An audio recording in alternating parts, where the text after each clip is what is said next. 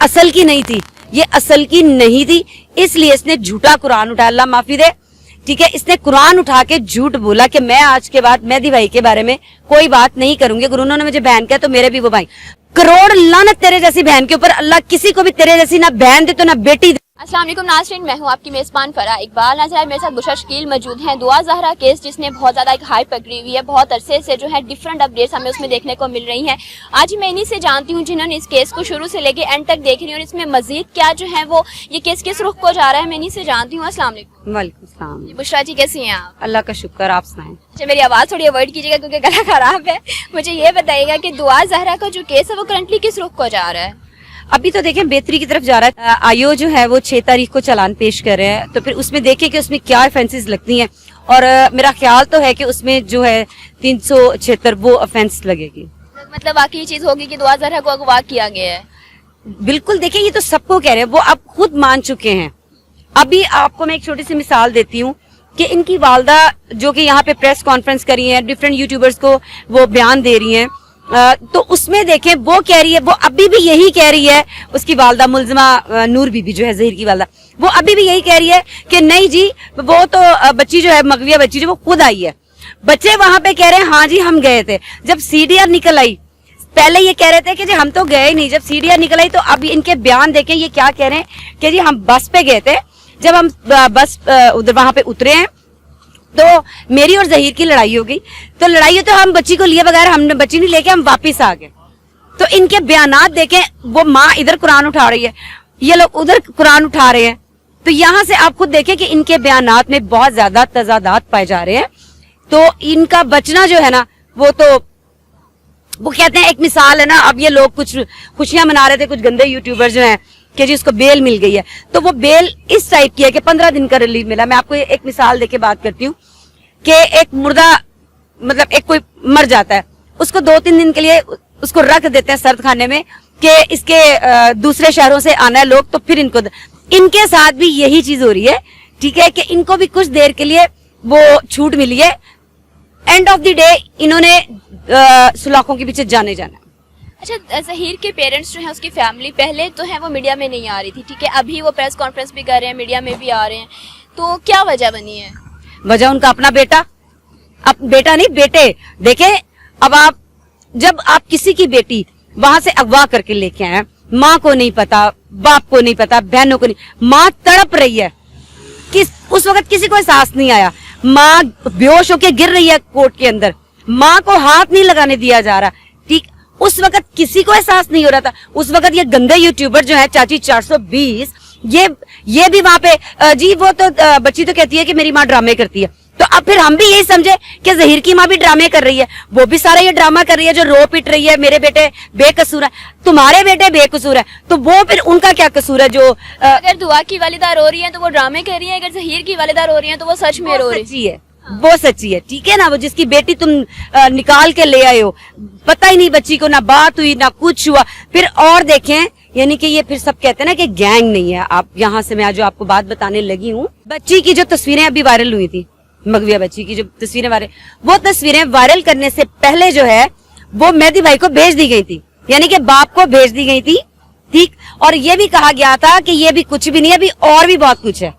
मतलब पहले बच्ची को अगवा किया, ये कहा कि हमारे घर की इज्जत है, हम लोग इसको जो है वो बड़े प्यार से, बड़े नाज से, मोहब्बत से रखा है, उसके बाद उसी बच्ची को बदनाम करने की उसकी नाजेबा वीडियोस जो हैं और पिक्चर्स लीक की जा रही हैं। बिल्कुल, सिर्फ इसलिए कि मेहदी भाई जो है वो चुप कर जाए। देखिए जो होना था वो तो हो गया, ठीक है, उनकी बेटी जानी थी, ये लेके जाना था, ये ले गए, लेकिन अब मेहदी भाई कहते हैं कि मैं पूरी पाकिस्तान की बच्चियों का केस लड़ा हूं, मेरी सिर्फ एक मेरी बेटी का मसला नहीं है।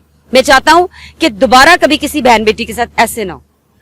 अच्छा, बहुत सारे यूट्यूबर्स का जो है उनपे बैन भी उनको कर दिया गया, सिंध हाई कोर्ट की तरफ से जो है फैसला आया, वो कौन कौन से यूट्यूबर्स हैं? जी फरा, इसमें इस तरह है कि देखें ये जो फैसला सिंध हाईकोर्ट ने किया ये बहुत ही अच्छा, ये बहुत पहले हो जाना चाहिए था।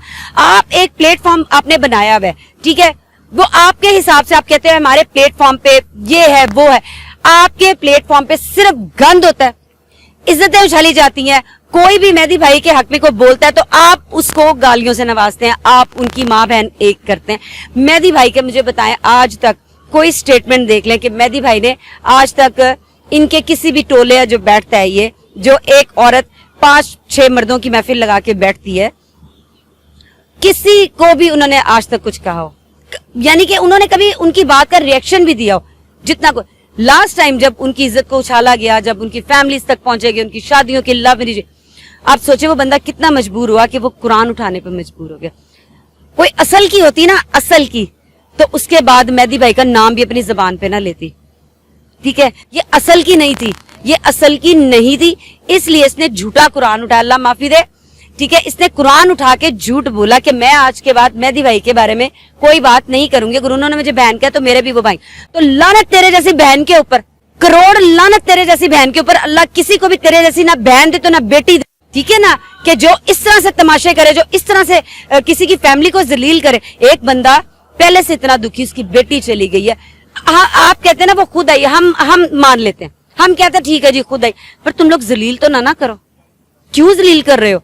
मैं कहती हूँ ये बहुत अच्छा फैसला है सिंध का, इनको बहुत पहले बैन होना चाहिए था। बाज ये अभी भी नहीं आए।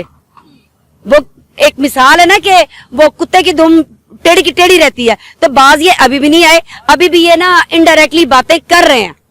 ठीक है, तो कोई मसला नहीं है। ये अभी भी जो कर रहे हैं ना, तो ये इनके खिलाफ बहुत सख्त फैसले आ सकते हैं, इनको भी पता नहीं है।